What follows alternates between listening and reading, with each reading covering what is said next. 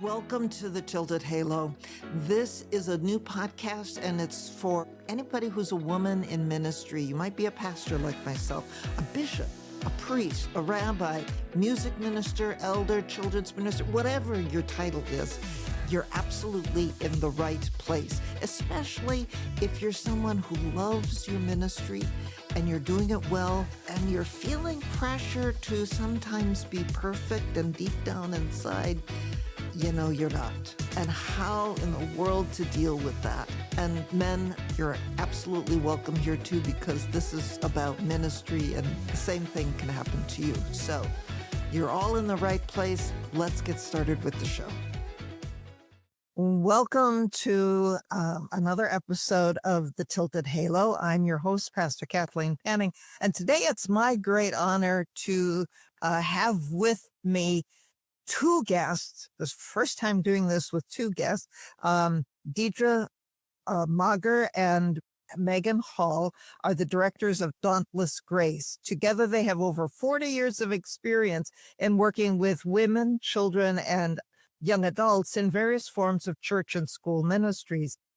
Deidre has led the dance, drama, and worship departments in her home church and now serves as the program director in a residential home for survivors of trafficking. And Megan spent a decade in youth ministry and education and now works in donor development. The two women run a nonprofit to help connect women to a meaningful story through retreats, workshops, and their podcast called the Dauntless Grace Exchange. So, Deidre and Megan, welcome to the Tilted Halo. Thank you. And I met you, Deidre, through LinkedIn, which is an interesting place for me to meet new people, and I thoroughly enjoy doing that. And we had a really wonderful conversation, and you shared some of your story. So would the two of you please share this, each of you share a little bit of your own story and how you came to where you are right now. And so I'm just going to flip a coin, and Deidre, you can start. Okay. Yes. Thank you for having us. We were so excited to have this conversation. And I guess I started as a very young believer because my parents started a church when I was 3 years old. So I just grew up in church culture, grew up serving in the church. As my bio said, I kind of did a lot of different things: youth leader, worship team leader, worked in the office, worked in our Christian school for a time.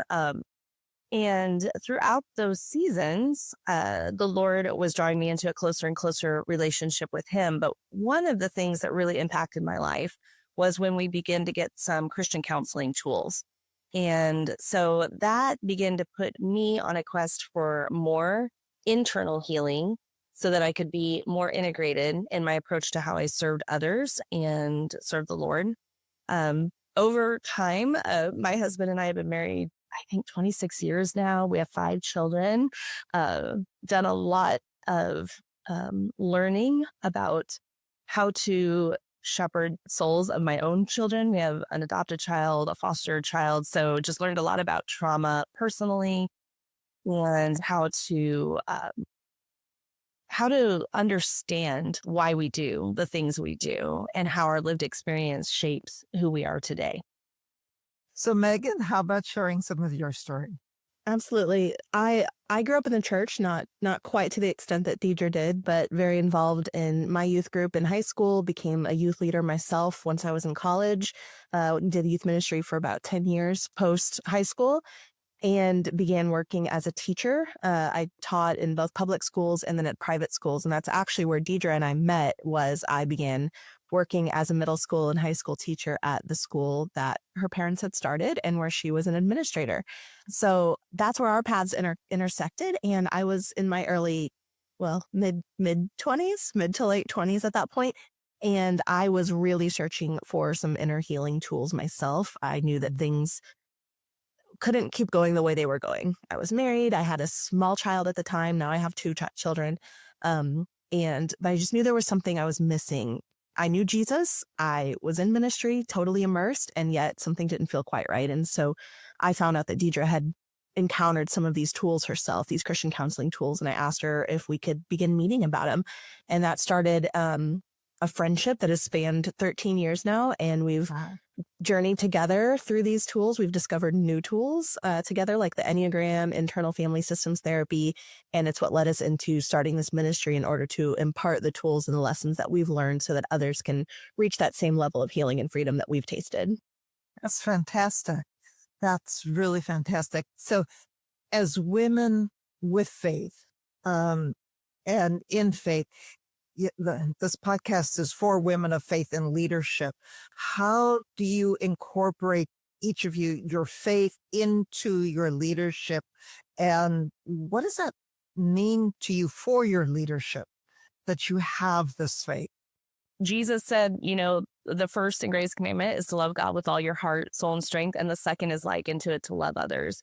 And what we've come to find is we tend to, just as natural people, love others through our defense mechanisms. We're trying to do our best to love others well, but we have learned a lot of layers of self-protection growing up because the world isn't a perfect place. And whether we've endured severe trauma or we've had fairly decent parents, we all have some levels of dysfunction in the way that we relate to others. And again, not all levels are equal, but they all still form from self-protection. And so I think we really don't know how to love others well until we learn what it means to experience the love of God for ourselves and the internal transformation that can happen where we can love all the parts of ourselves. So we have choice, we have agency around how we move into the world as we, instead of reacting to others, we're responding in love and we're responding to their needs, and we are moving with compassion toward them instead of a self-protective posture to save our own lives first, if that makes sense. Mm-hmm. Yeah, that's a great perspective, especially the idea that we can choose, which is one thing that a great thing that I learned along the way as well, that no matter what, we have choices as to how we respond. And that frees us to be able to decide maybe some of the ways we've responded in the past aren't so great. Maybe they don't get us what we really want, and they're not really as helpful as we thought they might be. So it's a beautiful thing to think about. Megan, what about you?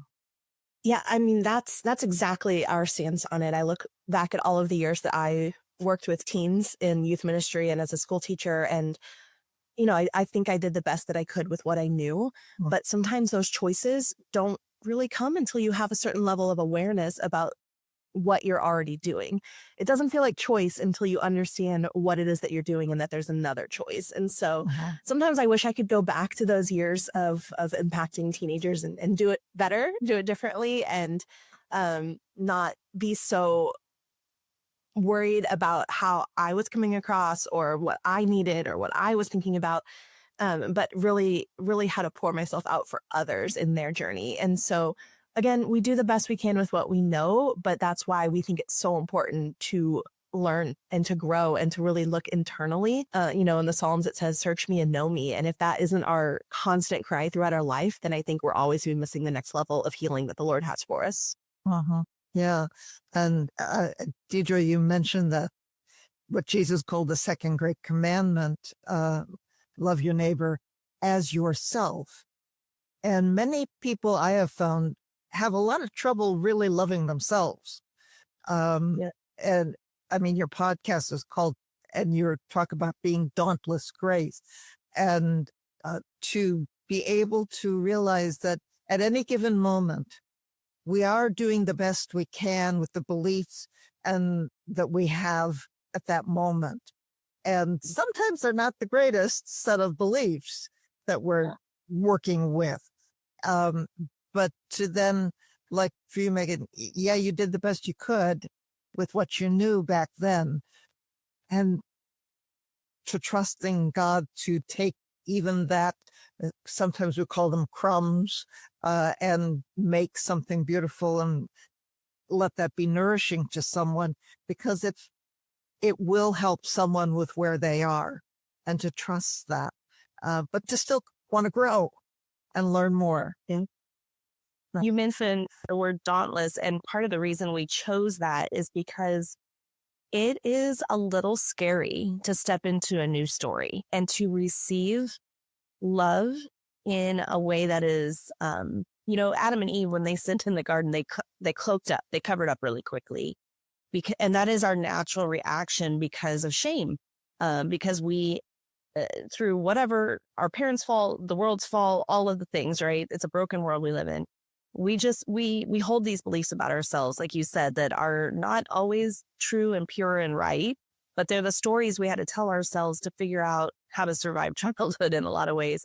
And so we wear a lot of big leaves, for lack of a better analogy here, to cover our shame, and so how do we fully receive the grace and love that God has for us? It's scary because we have to be seen and we have to be known and we have to be willing to do that work to look at ourselves too. And so we do say it takes a dauntless grace. It's a scary step into something that means revealing myself somewhere, not to the whole world. We don't have to go, everywhere completely uncovered, but with the Lord, with ourselves, and maybe with a few trusted people in our community where we can really begin to bare our soul and understand that we were wired for love. We were wired for true, authentic connection without all of these layers between us. Yeah. And that realizing that, we're wired to survive, yes, but we're also wired for community, because part of Genesis tells us, that we are not designed to be solo people out there, solo creatures. I mean, some of us are more comfortable with time alone than others, but still, none of us works well in this life just totally on our own. Right. We're not, we live in a country where it's this, still this pioneer spirit of, me, myself, and I can do this. And as we grow up, it's me, me, me, me as little kids at time. And we need to get that independence. Yes. But there's a drawback to that as well. So, Megan, yeah. Yeah, if you go to our website, we created a video several years ago that tries to explain the message of what we mean by Dauntless Grace, and it's the story of a woman who just repeats the same cycle over and over in her life, because like Deidre said, we learn coping mechanisms, we learn how to survive when we're little, and we need those things because rejection is painful and disconnection is painful and all of the things that we experience are painful. And so we learn how to wire up and so that we don't experience pain. That's a natural defense that we're given and that is good and right. And yet we're little, so we don't always know cognitively how to use it for our best interest just to get to the next day. And so at some point in our life, those coping mechanisms keep us repeating the same cycles. And we keep getting to the end of it going, why am I still getting here? Why am I still feeling disconnected? Why do I feel rejected all the time? Why do I always feel like an imposter? Whatever that is for somebody. But the truth is, we need the connection. We need belonging. We need security. We need all of these things that God put in us as holy and good and right desires. But when we're just trying to get them ourselves, we keep cycling back through this. And so that's the dauntless grace to step into. What does it look like then to get out of the self-sabotaging story and really move into the one that the Lord has for us? Yeah, there's two levels to this, as I'm thinking, there's the level for ourselves and how to grow as individuals. But then there's also, how do we embrace others in a bigger, wider community? And I'm just reading part of Paul's letter to the Ephesians, the 2nd chapter, where he talks about the unity that we get in Christ and transcending the division that Jewish people knew between circumcised and uncircumcised, the things that was a dividing wall for Jewish people, the dietary laws and things like that separated them from others. And that was good for their identity as a Jewish person, but it also kept people more than at arm's distance. And that in Christ, that breaks down and we become neither Jew nor Greek, slave nor free, male nor female, all of those different things. And yet as a society, we have such a terribly difficult time with that. And how does Dauntless Grace touch on any of that in what you do? Yeah. Yeah. I wanted to say, well, no, just that if our injury as an individual and all these coping skills that we get come from being in relationship, healing is only going to come in relationship. So community is so important because it's where we're going to reverse some of these cycles and where we're going to sense that I can be authentically me and not feel rejection or whatever those stories are that we need to repair. But I'll let you go, Megan. I don't thinking you're maybe going to talk about internal family systems and getting curious, but I am. I have a lot of words about this disconnect. Like you said, yeah, it's in the early church and it can be extrapolated into today's society for sure. And that is that fear disconnects us. It disconnects us within ourselves. It disconnects us from other people. Fear was wired to keep us safe. Like fear is a neutral emotion. And if we didn't have fear, we would have been eaten alive by animals, So we need fear. And also we need to recognize that at some point it doesn't serve us the way we think it serves us because it disconnects us. Right. And so that's where we really look at internal family systems, which is a therapy model that is about how we're all made up of all of these parts. And so we can recognize that fear is a part of us. And we can thank it for doing its job of protecting us, but we can also get curious and think, am I safe? Am I really in danger here? What are you scared of? Is it a fear that is logical? Is it a fear because you're in imminent danger? Is it a fear because you've experienced rejection before? Are you layered up? Are you self-protecting? And so getting curious about that fear is what's going to be able to let it kind of rest and settle a little bit. Because fear is the thing that keeps us apart from others. And it's the thing that is dividing our whole country into two camps or, depending on the issue, maybe more camps. But it's because we're not curious about the other person's side. We're not curious, what are they afraid of? I can find maybe what I'm afraid of. What are they afraid of? Is it something that I can speak to? Is it something that I can move toward them in? So it's the stuff that we're doing internally needs to be the stuff that we're doing externally as well. Yeah. Yeah, that's so true. And I think that as women of faith and leadership in this time and day and age, that message can bring healing, and it can bring some of the unity that we talk about, that we want. But on the other hand, that there are people who use fear to divide and conquer. And as a tool for power, whatever. And so to be able to see that and to recognize what's at play when we have those fears. Are they really rational? What is it that the people we're told to be afraid of? What can they really do to us? What is really going on here? So that might be a role that we don't always embrace as quickly and easily and as fully as maybe we are called to do at times. I think part of loving others is that idea that unity doesn't mean we have to believe the same thing, but it means I can stand arm in arm with you in our humanity and understand that you're coming from a different place than I'm coming from and have some compassion on that position, even if we don't come to the same conclusion about how to move forward in it, right? And so sometimes maybe in a church, we just divide just the church alone. Let's take the rest of the country out of it. How many denominational splits do we have within even a denomination, not so much of all the denominations, right? We see that we cannot be, if we're not, aligned on everything, that we're not in unity. And I just feel like that's also something that we could redefine a bit, that we can be one body and have different roles and different functions. And that means we're going to move through the world differently.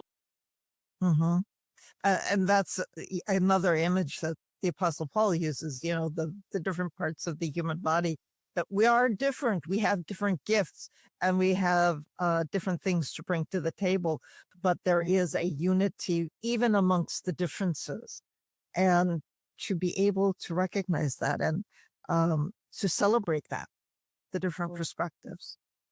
And I think it's just so important, I don't want to get into a political conversation at all, but Right. to think that, living in community is political regardless, right? I mean, that's what politics is. It's just living in community with other people. Same thing in churches. Exactly. Yeah. So I think it is really important to know and to recognize, are the voices that we're listening to intentionally stirring fear for control and power, or are they trying to stir unity? And so whether that's social media people that we follow, whether that's politicians, whether that's news media, and honestly, both sides know how to manipulate and use fear. So it's not even this side or this side. It's who are the people whose voices we're letting into our sphere, and is it stirring fear or is it stirring unity? Right. I want to get to a little bit, just kind of change the subject a bit, but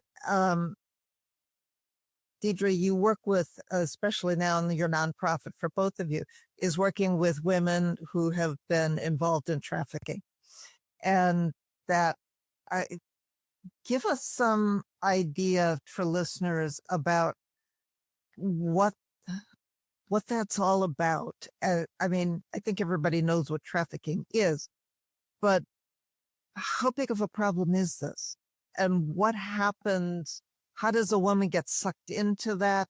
What are some of the issues they face and how you help them? Yeah. Well, there's a lot of statistics that I don't necessarily have off the top of my head, but it is a huge problem in the United States. And with the most recent study just from this last year, it was the first time they'd done a survey since COVID-19. So it's really recent data.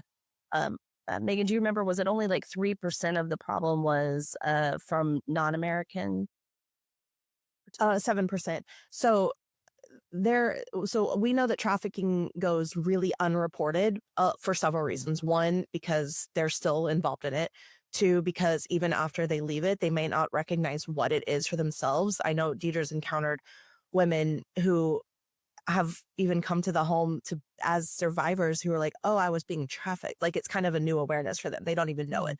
So the number of actual reported cases is fairly low because it just goes unreported. But we know that 93% of all cases in the U.S. last year were American citizens. They were being trafficked across the border or anything like that happening in our communities.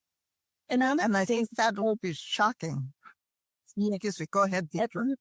We see movies like Taken or like Sound of Freedom. And while those stories can be true, they were based on true stories, things do happen where people are taken into it. More often than not, what we are seeing in the work we're doing and what most of the people on the front line are encountering is people who were already at risk because of familial abuse, incest and molestation, sexual abuse as minors, and very often it's a intimate partner or even a family member who begins this for someone. Right. And so that's why it's hard to report, because it would be one thing if you were just in a really great home and you were just stolen away and then someone rescued you, and that's a really like not glamorize, that's a terrible word, but that's a way that we think about it when we think about being trafficked, and that's an easy one to label.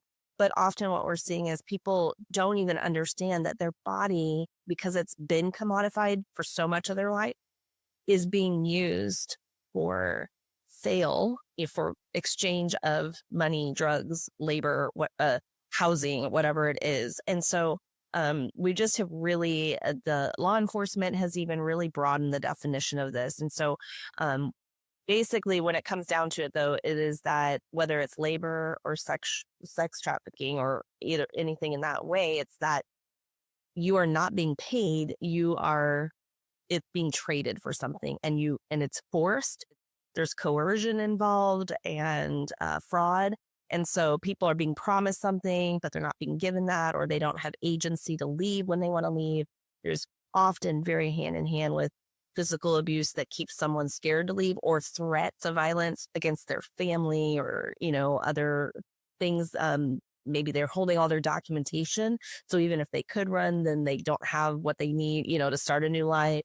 Just so many facets of it that make it a huge problem to tackle for sure. Wow. Go ahead, Megan. Yeah. And when it's happening with minors, it's often they're sleeping in their own beds that night. They're going home at night because they're not, like Deidre said, they're not being stolen. They're being trafficked by a mom, a neighbor, maybe an intimate partner. And so people around them don't recognize the signs either because they're not necessarily runaways. They're sleeping in their own beds every single night. They're coming back home, and yet their bodies are being used for that. How much secrecy is involved with this? Because I know when there's sexual abuse within a home, incest and things like that, there's a lot of secrecy that goes with that. Is that true also with trafficking when it's not sexual? And even when it is? I imagine, yes. There's a lot of control by the trafficker to isolate people so that they can't talk, right? To hold, like I said, threats of violence over them, to punish them in ways that are very inhumane to keep them from speaking or sharing. And there's a lot of, we talk a lot with our residents about trauma bonds. Sometimes it does start with a person who's promising you something, and there can be kind of this love bombing stage where you get all these gifts and money and a promise of this life, and it sucks you into a dysfunctional cycle. The same that we would see in intimate partner violence. Why do people stay? It's because that person is not always evil, and there are some moments of true what feels like love and what feels like safety. But it goes through cycles where the violence is encoded in that, and it can really keep people stuck because they really think maybe there's something I can do to change this. Maybe there's something I'm doing wrong that's making this, punishment for me, or making them get angry at me. Maybe if I could just fill in the blank, then this situation would change. And it's important to note that a lot of times drugs and alcohol are involved because people want to numb their pain or control someone else. And that can also really strip agency from someone. So that's a big part of the story too in a lot of these cases. Okay. Yeah, and that's what I was going to say. So yeah, we've heard stories about women who have been in the commercial sex industry. And so when you think about that, sometimes you think, oh, well, women are choosing to be part of that industry then. They're grown up, they know what they're getting into, they're choosing to be part of that. And yet we've heard the stories that they were being their finances were being withheld, or they were addicted and being fed drugs, and so they didn't have the wherewithal to know what was happening to them, or lots of reasons they think there's no other option. So that line between agency and coercion is very, very, very, very thin in the commercial sex industry. And so this is kind of a wild example, but my daughter and I went to see Les Miserables a few weeks ago, and there's that whole scene at the beginning with Fantine, I believe, and the prostitution.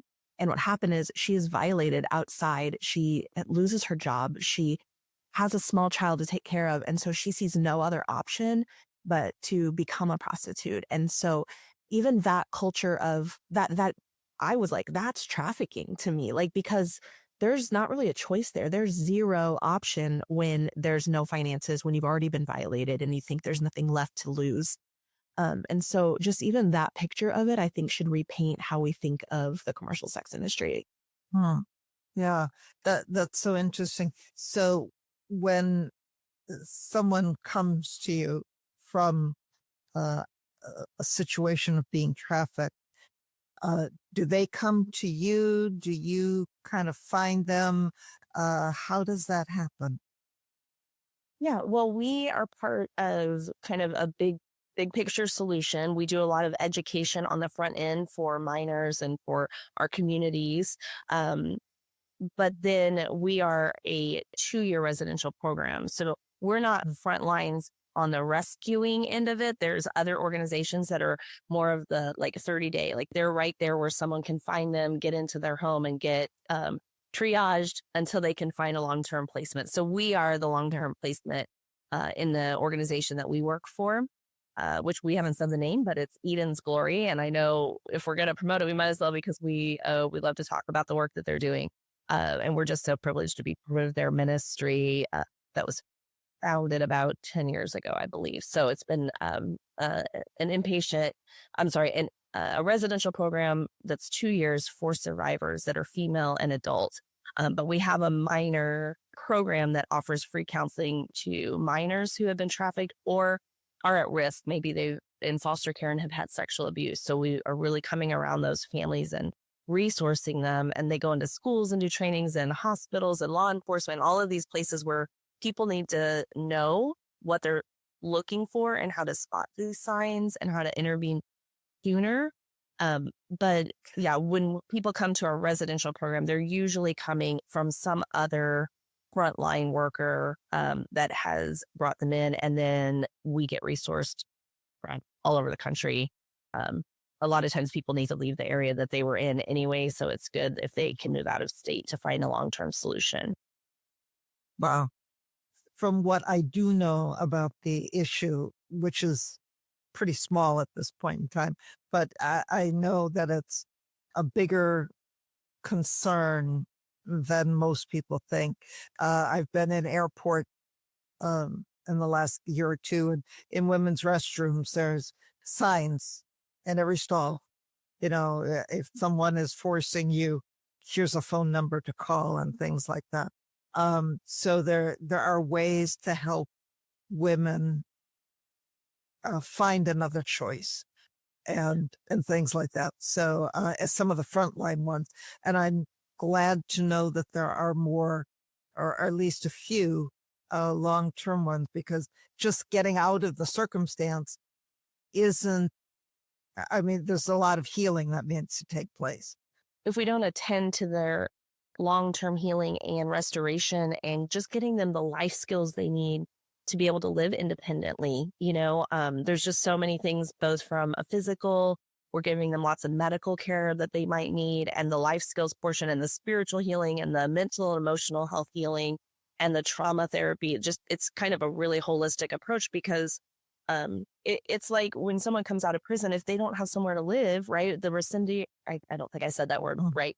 The rate of them going back in is higher than if they have a support system to go to. And so we want to be that support system. Right. And I was just looking at the 2023 human trafficking stats the other day and noticed that over 50% of all survivors deal with great depression and anxiety after being rescued, and 12% attempt or commit suicide as a result of that anxiety and panic attack. So the longevity of life for survivors is not great. And so having homes like this where we can offer that kind of healing. And, the reason we both are so passionate about Eden's Glory, not just because we work there, but we work there because we're passionate about the work that they do. Dauntless Grace and Eden's Glory have partnered together for years and years now, because we both organizations believe that freed people free people. And so on the Dauntless Grace side, when we can impart the tools for healing to women who have endured, probably not surviving trafficking, but some sort of little t traumas in their lives, then the more they can pour out onto other people. And so when we are doing the same thing on the Eden's Glory side and pouring into the lives of people who have endured the big T traumas, then we're setting them up to not just remain, as healed individuals, but maybe then they can turn around and pour some out eventually. And so healed people heal people, freed people free people. And that's why we are so passionate about the work. Right. Often the biggest pains that we endure, the traumas, can really become a source of ministry and healing for somebody else if we can get through the healing process in doing that as well. Please tell people how they can get in touch with you, where they can find the Dauntless Grace Exchange, some of those mechanics, so that they can learn more if they would like to. Yeah, Dauntless Grace is, we're on all social media. Facebook, it's just facebook.com/dauntlessgrace, or dauntlessgrace.org. Links to our podcast. It links to our socials, and it has information about who we are, what we do, and how to stay connected. The Dauntless Grace Exchange is our podcast. It's available on all podcast apps, so you can search that or link there from our website. And then Eden's Glory is found at edensglory.org. And again, you can find all of their socials there and any interviews they've done, fundraisers coming up, how to partner with them in any way, shape, or form. So, well, thank you both. Deidre, Megan, you're doing a lot of really good things as women of faith in leadership. And I really appreciate you being here to share some of your story and as a way to maybe inspire some others about ways to use your faith in healing of other people, of yourself, but also of other people and of the world at large in larger ways. And it's amazing what one person can do, how many ripples that can have out into the world. So one person touches one who touches another, who touches another. So sometimes we think, well, what can I do? I'm just one person. Well, every one of us can do something. And I go back to think, Jesus had 12 disciples and look where Christianity is today. So, it starts with us. It doesn't end with us, and God's grace working through us, that dauntless grace. So thank you both so very much. And for people to get in touch with me, just look at things on my website and KathleenAPanning.com, and come back again for another episode of The Tilted Halo.